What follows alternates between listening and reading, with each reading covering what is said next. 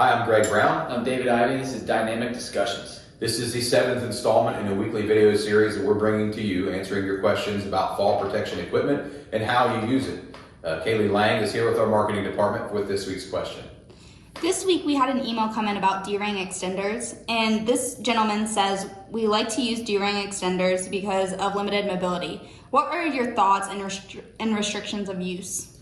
Well, how do we like D-ring extenders? We really like them. We actually make one, and this is the one that we offer. There are several styles on here, but D-ring extenders are very useful. A lot of people like to have them. You know, we have certain customers here that for every harness they order one of these things. And so you have your dual locking connector here that connects to your dorsal ring, and then you have your extension. So this would actually be the extension of your D-ring, and you can hook up your lifeline.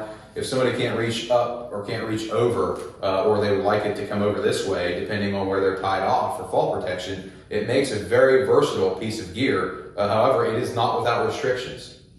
So we have the D-ring extender here. So if you're using a D-ring extender in a leading edge scenario, so if you're at foot level tie off and your cable can come in contact with an edge, we do not recommend using a D-ring extender with this.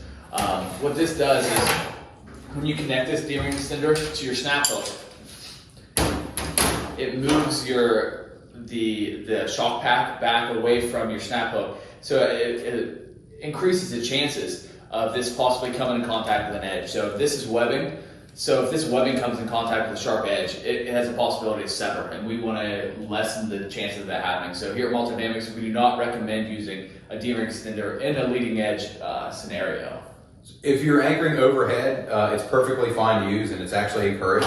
It's also something that we want to encourage people. This is an 18-inch D-ring extender. When you're doing your fault clearance calculations, you need to add 18 inches if you're going to use one of these.